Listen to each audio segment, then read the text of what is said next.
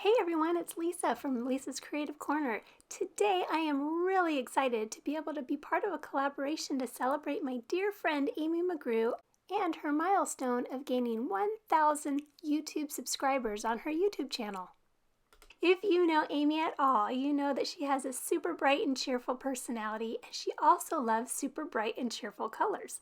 So today we will all be creating a bright and cheerful project. This is the project we're going to be making today. It's a very fun and cheerful card, and it uses a really cute stamp set called Rain or Shine. We're going to use this little bundle of flowers, and what we're going to do is we're going to create 3 masks, and we're going to use these masks to make a larger bundle of flowers. So tear off a piece of masking tape or a post-it note or masking paper that's large enough to stamp 3 bundles of flowers. And then after we stamp the flowers, you're going to go ahead and cut each one of those out, which might take a little bit of time, but you don't have to be perfect. You want to cut just inside or just right on the lines, but some of those really small areas, like where some of the little leaves are and some of the really tiny flowers, it really doesn't have to be perfect. What I like to do is use a pair of microtip scissors or some really sharp snips. And I like to turn my paper as I'm cutting. As you can see here, I'm not really moving the scissors. I'm really moving the paper or the masking tape more so. And it just makes it a little bit easier to get into some of those nooks and crannies a little bit better. So you're going to do this with all 3 of the bundles of flowers that you stamped, so you'll have 3 separate masks. When you're done, set the masks aside for now, and then pull out a piece of white cardstock that's cut to 4 by 5 1/4 inches. You're going to pull out your black Memento ink pad, and you're going to go ahead and stamp 2 of the little flower bundles, 1 on each side. So they're kind of curved inward. So you'll see on that side, on the left side, the leaves are curving in. You're going to ink up your stamp and do the same thing on the other side. Then you're going to go ahead and you're going to take 2 masks and you're going to cover up those 2 stamped images as closely as you can so that the inside edges are covered by the mask. And it might take a second or 2 to line it up. The outsides don't matter too much if they're lined up, but you want to make sure that the inside flowers and leaves are lined up as best as you can. Then you're going to go ahead and ink up your stamp again, and you're going to stamp on the top portion. And you can see that the masks are protecting the stamped images underneath. So when you pull the masks off, it's going to be like it's stamped behind. So now you're going to take that 3rd mask that you have, and you're going to overlay it on top of the image that you just stamped on the top. And you're going to go ahead and stamp again on the bottom. But I like to turn it just a little bit so it doesn't look perfectly symmetrical. And then you're going to peel off the 1 mask on the left side and place it on top of the image that you just stamped.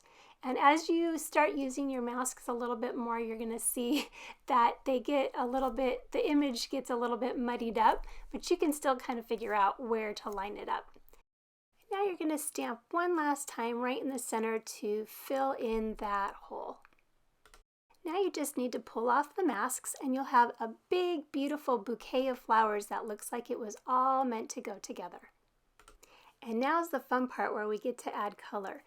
Go ahead and pull out whatever markers you have. I'm using a bunch of different colored tri-blend markers to color in my leaves and my flowers, and I will put a list down below of the exact colors that I used, but feel free to use any colors that you have.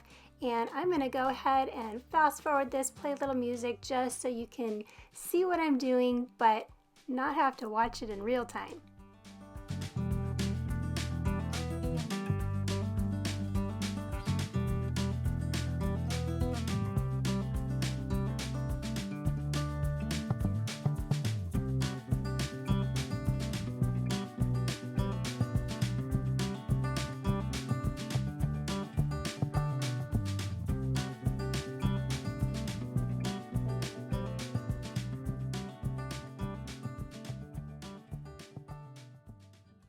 I just love how this turned out. It's so bright and cheery, just like my friend Amy. Now Now go ahead and pull out whatever alphabet dies you happen to have on hand. I'll be using Close to My Heart's classic alphabet. And because these letters are large and my card is small, I needed to come up with a word or phrase that, well, really only had 2 letters, so the word high was perfect. Of course, if your card is bigger or your letters are smaller, you could come up with a different word or phrase. Later on, I'm going to show you a card that is a little bit bigger where I was able to use 3 letters. So you just want to line up your letters in the center as best as you can, and then maybe use a little piece of washi tape, or in my case, I'm just using another piece of the thinner masking tape to hold it in place. And once it's in place, you're going to go ahead and run it through your die cut machine to die cut your letters out of the center. After you run it through your die cut machine, you're going to remove the tape and then remove the dies with the 2 letters that are actually cut out. And keep those letters, set them to the side because they look really cool and you can use them on another card. In fact, I will show you another card at the very end where I used the die cut letters. Now we're going to go ahead and flip that piece of cardstock over, and we're going to add some 3D foam tape. And if you have foam tape, or if you have dimensionals, or just some thin pieces of foam to lift up the backing just a little bit, then that'll be perfect. You could even turn this into a shaker card if you wanted to, but I wanted to use a black background so that the bright colors would pop. So now I'm just outlining the outside of this cardstock with some foam tape, and I'm going to add a little bit on the inside as well. The letters that I used have, you can see like the inside of the H has a little piece that I feel like it needs a little bit of foam tape in there just to kind of hold it in place. Depending on what letters you use, if you use a letter like an A or an O that has an inside piece, you're going to want to keep that inside piece and use a little piece of foam tape to adhere them back onto the card when you're finished.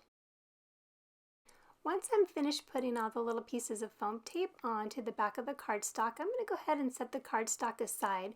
I'm going to cut a piece of black cardstock that measures 4 1/16 by 5 5/16. I know that's kind of a funky size, but I wanted to have a really thin black border all the way around.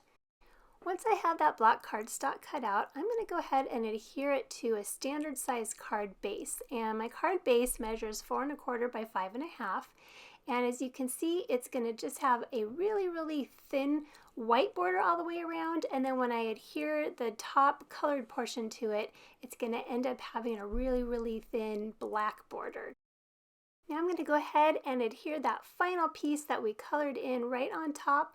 And you can see it's got that really fine black border. And I am so pleased with this card. Look how simple but pretty and fun and colorful and cheerful this card ended up being. Now remember, we had those 2 die cut letters left over, so here's a card that I made using those. You can find a list of supplies that I used to make this card down below as well. It's always nice when you can stretch your supplies and make 2 cards from one. That's my kind of crafting.